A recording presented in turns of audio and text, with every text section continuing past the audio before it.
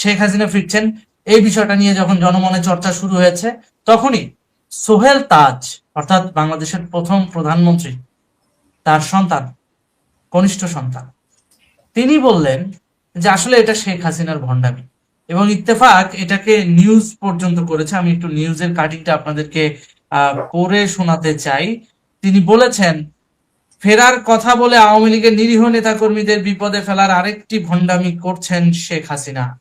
আত্মসমালোচনা না করলে অদূর ভবিষ্যতে আওয়ামী লীগের রাজনীতির মাঠে ফিরে আসার সম্ভাবনা খুবই কম। সোহেল তাজ, সাবেক স্বরাষ্ট্র প্রতিমন্ত্রী।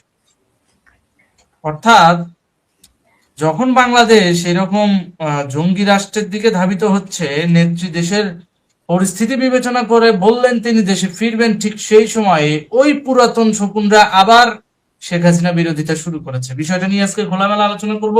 স্টুডিওতে উপস্থিত রয়েছেন রাশেদ হায়দার সোহেল ভাই। ভাই, আপনাকে স্বাগত আমাদের অনুষ্ঠানে। ধন্যবাদ সাব্বির, তোমাকে এবং দর্শক শ্রোতা মন্ডলী সকলকে। ভাই, আমি আপনার কাছে জানতে চাই যে এই যে শেখ হাসিনা ফিরছে, জনমনে যখন এটা প্র্যাকটিস হচ্ছে, চর্চা হচ্ছে, ঠিক সেই সময় সোহেল তাজের এই বিরোধিতাকে আপনি কিভাবে দেখছেন? শেখ হাসিনা ফিরছে, এবং ফিরছে বলতে কি, উনি তো ডিক্লেয়ার দিয়ে দিয়েছেন যে ডিসেম্বরের ভিতরে ফিরবেন। হ্যাঁ, উনি চ্যানেলে জানলেন, নিউজও করেছে। হ্যাঁ, চ্যানেল কেন, সারা পৃথিবীর বিভিন্ন প্রভাবশালী পত্রিকা, টিভি চ্যানেল এটা নিয়ে নিউজ করে দিয়েছে যে শেখ হাসিনা ফিরছেন। আর সেই মুহূর্তে দাঁড়ায় আজ সোহেল তাজ যেটা বলল, হ্যাঁ, সোহেল তাজের বাবা, উনি বাংলাদেশের স্বাধীন বাংলার প্রথম প্রধানমন্ত্রী, সবকিছু ঠিক আছে, একই পরিবারের, ওনার শরীরে ওনার বাবার রক্ত বইছে। কিন্তু ঘটনা হচ্ছে কি জানো, আজকের এই দিনে দেখা যায়, এখন কলিযুগ যদি বলি আর কি, তো দেখা যায় যে ওই রক্ত আসলে বেচা হয়ে যায়। আচ্ছা রক্ত বিক্রি হয় পয়সার কাছে, ডলারের কাছে। আচ্ছা। এখন তার কাছে পয়সা, ডলারের দাম বেশি দেশের চাইতে। আর সে এক সময় স্বরাষ্ট্র প্রতিমন্ত্রী ছিলেন, সম্ভবত তার কারণেই সে বেরোয় চলে আসছেন। তিনি বেরোয় আইসা উনি গত 15-20 বছর বহু রকম কথাই বলছেন। কোন কথাটা, আর যদি একটু খারাপ ভাষায় বলি, যেই বেটার ওই নিজের বই ঠিক থাকে না, ওই বেটা দেশ ও জাতির জন্য কি করবে? বুঝতে পেরেছি। না, আমি কেন বলছি এই কথাটা খেয়াল করে দেখেন, উনি কিন্তু ডিরেক্ট মানে বলতেছেন যে এটা শেখ হাসিনার একটা আরেকটা ভণ্ডামি। মানে জননেত্রী শেখ হাসিনা বঙ্গবন্ধুর কন্যা, তাকে ভণ্ড প্রমাণ করতে তার কি এমন সুখে লাগে আমি বুঝি না, তার কেন এত ভালো লাগে সেটাও আমি জানি না, কিন্তু বঙ্গবন্ধুর কন্যা জননেত্রী শেখ হাসিনাকে তিনি ভণ্ড প্রমাণ করতে চাইছেন কেন? আপনার কাছে কি মনে হয়, এটা এক ধরনের রাজনৈতিক স্ট্যান্ডবাজি নাকি কোনো ষড়যন্ত্রের অংশ? সোহেল তাজরে আসলে কয়জনই মনে রাখছে, কয়জনে মনে রাখে সোহেল তাজরে? সোহেল তাজের চেয়ে তো হিরো আলমরা অনেকেই মনে রাখছে। আর সোহেল তাজের চেয়ে প্রভাবশালী বাংলাদেশের ডাক্তার কামাল হোসেন ছিল তো, যে মাহমুদুর রহমান মান্নাও ছিল। সংবিধান লেখছেন। না না, মাহমুদুর রহমান মান্না, ওরা ডাক্তার কামালের কাছে দুগ্ধপোষ্য শিশু। আচ্ছা আচ্ছা। তো ওনারে ডাক্তার কামাল হোসেনের সবাই চিনত না, এখনো চিনে। এখনো ডাক্তার কামাল হোসেন বললে অনেকের প্যান্ট এমনি ভিজা যায়। তো সে জায়গায় তার নামটাই কেউ উচ্চারণ করে না ঠিক মতে। এরপরে তোমার ছিল আরেকজন, ওই যে কি বলে তোমার, একসময় সিরাজুল আলম দাদাভাই, কে না চিনে এদের? এদের নিয়ে কয়জন আলোচনা? ছিল বঙ্গবন্ধুর সাথে বিরোধিতা করে সে চলে গিয়েছে। হঠাৎ করে দেখলো যে সে ওই যে জিম টিম কইরা অনেকদিন জিম টিম করলো, এগুলার ছবি টবি দিয়া মার্কেট খাইলো না, এরপর একটা বিয়া করলো, এটাও আবার ভাঙা গেল, কোনো কিছুই মার্কেট খাইতেছে না। তাইলে এখন তার কাছে কি মার্কেট খাওয়ার জন্য কি আছে? চলো শেখ হাসিনার এবার মৃত্যুক বানাই, এইটা এখন মার্কেটে সবচেয়ে ভালো চলে। সুতরাং সে বললো, আর সে বললো এটা নিয়ে, যেমন এই যে আজকে এখন আমি তুমি আমরা আলোচনা করতে বসে গেছি, এটাই তো তার ক্রেডিট, যে সে একটা কিছু বললো আর সেটা নিয়ে সবাই আলোচনায় শুরু করে দিল, পত্রিকাতে দেখানো শুরু করলো, এই হয়েছে সেই হয়েছে, এইটাই তার ক্রেডিট, তার দরকারই এগুলা, অন্য আর কিছু না। সুতরাং এই ধরনের পাবলিককে নিয়ে আলোচনা করে সময় নষ্ট করার মতো সময় আমার কাছেই নেই, সোজা কথা। আপনার কথা 100% যৌক্তিক, কিন্তু যখন বাংলাদেশের প্রভাবশালী ন্যাশনাল মিডিয়াগুলো এটাকে ফলাও করে প্রচার করে, একই সাথে যখন বাংলাদেশে সাম্প্রদায়িকতা মৌলবাদের উত্থানটা সব থেকে বেশি, আর বাংলাদেশকে মৌলবাদ এবং জঙ্গিবাদ মুক্ত করতে জননেত্রী শেখ হাসিনার ভূমিকা অতীতে আমরা দেখেছি সব থেকে বেশি ছিল, এবং তিনি কিন্তু সব থেকে বড় ক্রাইসিস ম্যানেজার ছিল, মানে বাংলাদেশের ক্রাইসিস ম্যানেজমেন্টে তার বিকল্প কেউ নাই। সেই জায়গায় তাকে ভণ্ড প্রমাণ করা, মিথ্যুক প্রমাণ করার জন্য সে দেশেরই প্রথম প্রধানমন্ত্রীর সন্তান মেটিকুলাস ডিজাইনের অংশ হিসেবে কাজ করছে, এখানে তাকে নিয়ে কথা বলাটা ইম্পর্টেন্ট না, এখানে বিষয়টাকে সামনে এনে এই গাদ্দারদেরকে চিহ্নিত করাটা ইম্পর্টেন্ট। সেই জায়গা থেকে আলোচনাটা আসতেই পারে। আপনি খেয়াল করে দেখবেন এই যে বাংলাদেশের পতাকাটা, এইটার ব্যাপারে আপনি আমাদেরকে একটু ব্রিফ করেন তো। এই যে দেখেন তো, বাংলাদেশের পতাকার সাথে ধর্মীয় মূল্যবোধকে মিক্স করে রীতিমতো বাংলাদেশটাকে জঙ্গি রাষ্ট্রের সিম্বল হিসেবে প্রমোট করতেছে। এখানে ধর্মীয় মূল্যবোধের কি দেখলাম? অথচ এই যে বাংলাদেশের জাতীয় কালেমাটা তো ধর্মীয় মূল্যবোধেরই অংশ ছিল। দেখো, ধর্মীয় মূল্যবোধ, বাংলাদেশের পতাকা তো পতাকাই, হুম এটার অবমাননা যে যেভাবেই করবে করুক, কেউ যদি এইটার উপরে একটা গেরুয়া পতাকা, দুইটা বাস ছিল, একটাতে জাতীয় পতাকা ছিল আর একটাতে একটা গেরুয়া পতাকা ছিল, এইটার জন্য চিন্ময় কৃষ্ণ দাস এখনো জেলে, হুম আজকে 2 বছরের উপরে। হুম যে কেউ একটু উপর নিচে করলে সেটার জন্য তার শাস্তি হয়। তাহলে এই যে এক সাইডে বাংলাদেশের পতাকা, এক সাইডে কলেমার লেখা, এইটা দিয়ে কি করতে হয়? জঙ্গি রাষ্ট্রই তো প্রমাণ করতে চাইতেছে। তার মানে হচ্ছে যে কারো সাহস হবে না যে কলেমা লেখা আছে, সুতরাং এটা নিয়ে কথা বলতে, এটা নিয়ে কথা বলবেও না কেউ। এখন সবার ধর্মীয় অনুভূতিতে আঘাত।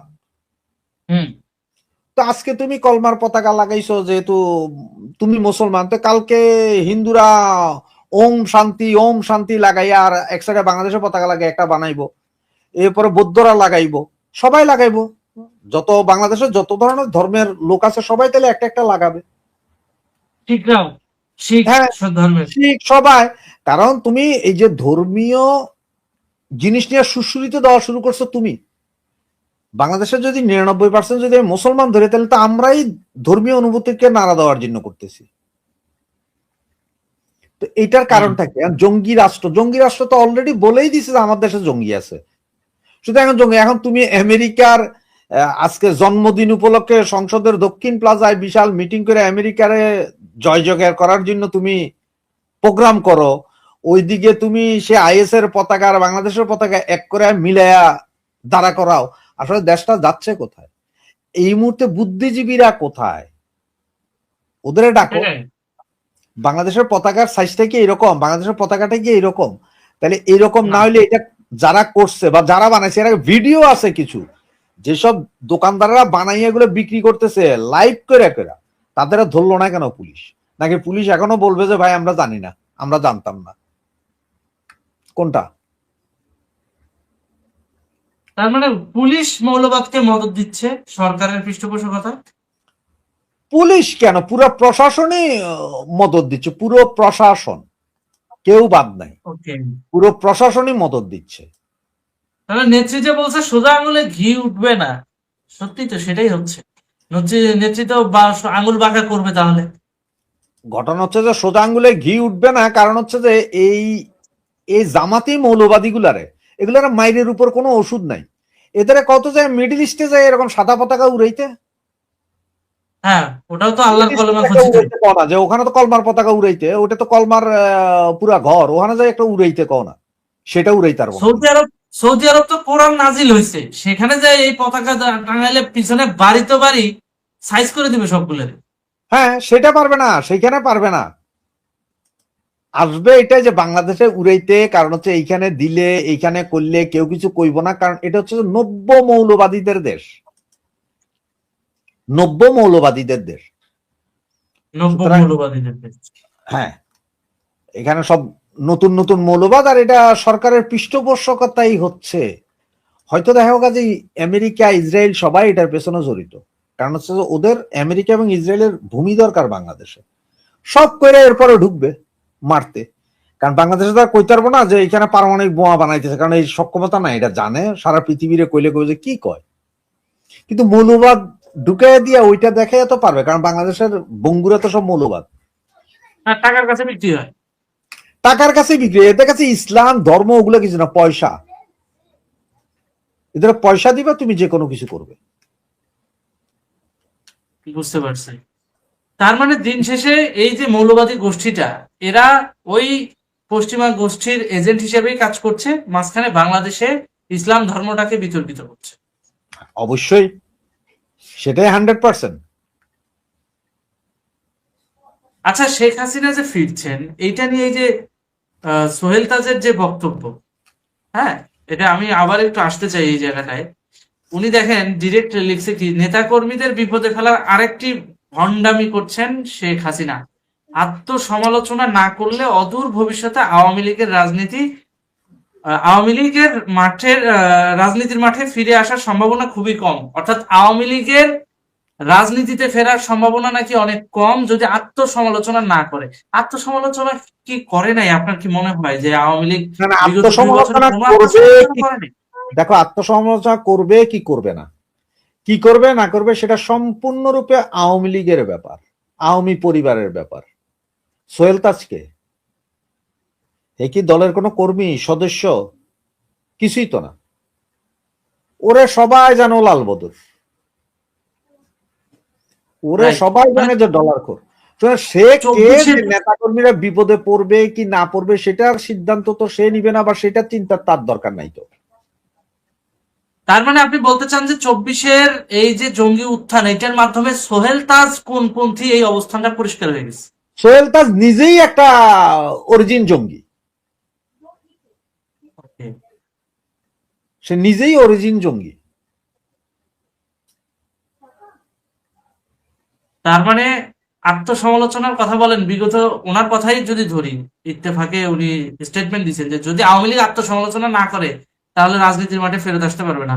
আওয়ামী দেখো লীগ ভাই, বিগত 2 সব বছর বাদ দাও। আত্মসমালোচনা করে নাই ভাই। অনেস্টলি একটা কথা বলেন, আমরা কি আত্মসমালোচনা করি নাই? আমরা তো প্রতিনিয়ত আওয়ামী লীগের বিরুদ্ধে অনেক কথা বলেছি, যেটা তুমি নৈতিকভাবে তুমি সব বাদ, তৃণমূলের জন্য প্রয়োজন।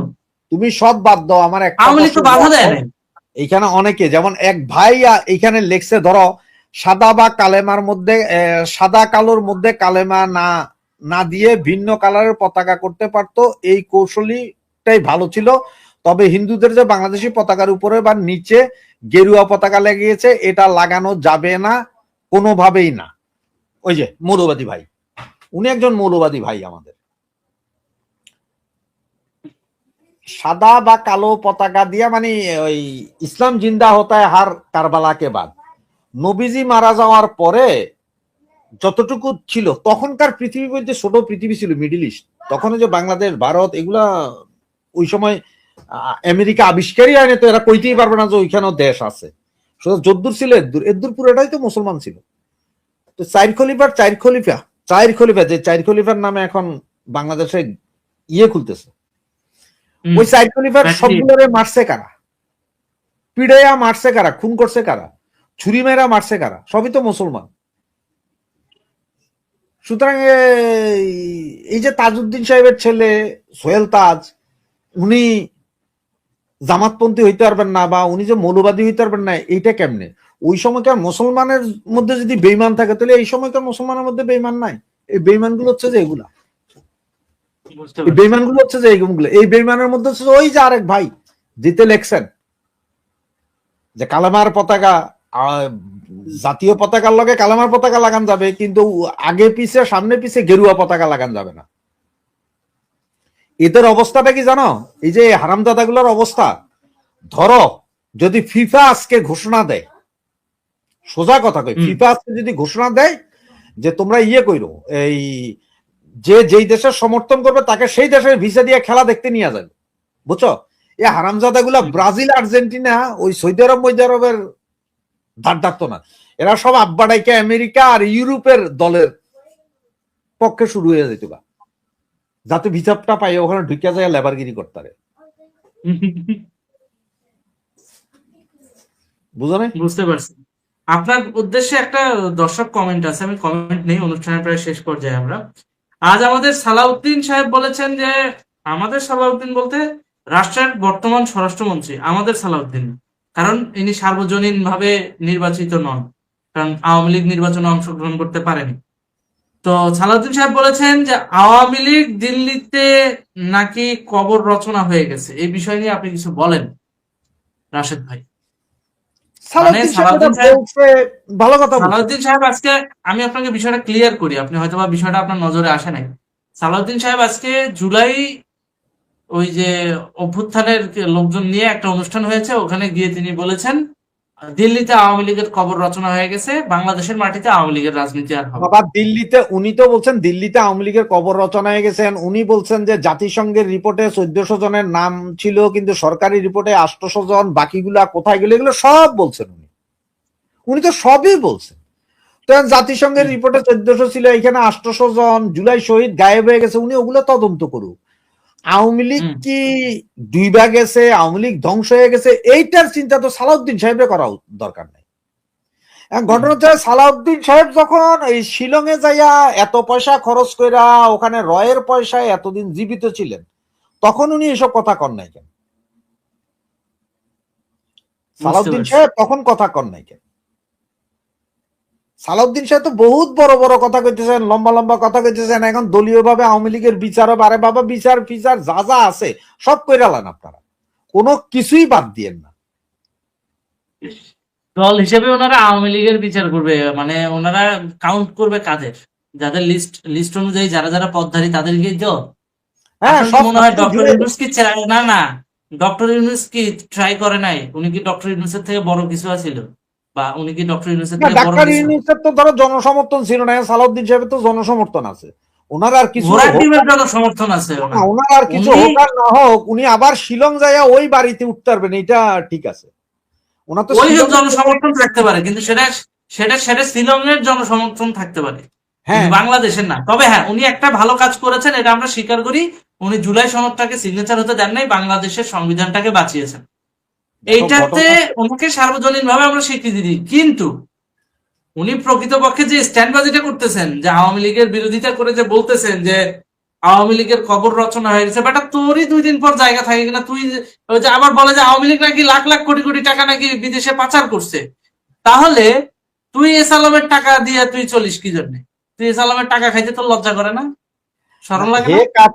ও কার টাকা খায় না খায় সেটা বড় কথা না, কথা হচ্ছে যে সবকিছু না না, ওরাই আবার দাবি করে, কেন বলছি ভাই ভাই ভাই ভাই, ওরাই আবার দাবি করে যে এই যে শেখ হাসিনার শাসনামলে যত অর্থ কেলেঙ্কারি হয়েছে, অর্থ পাচার হয়েছে, তার অধিকাংশ নাকি এসালাম গ্রুপ করছে। তো এসালাম গ্রুপ যদি করে থাকে, তাহলে তুই তার কাছ থেকে স্পন্সর নিস কিভাবে? এই জন্যই বলা, আর কিছুই। ঘটনা হচ্ছে সবকিছুতে প্রতিক্রিয়া দেখানো ভালো, ক্রিয়া প্রতিক্রিয়া দুইটাই দেখানো ভালো। তো সালাউদ্দিন সাহেব আসলে এখন প্রতিক্রিয়া না দেখে উনি ক্রিয়াতে আছে। তো এই ক্রিয়া করতে করতে কবে জানি আবার রতিক্রিয়া শুরু হয়ে যায় ওনার, সেটাই এখন দেখার বিষয় আর কি। বুঝতে পেরেছি।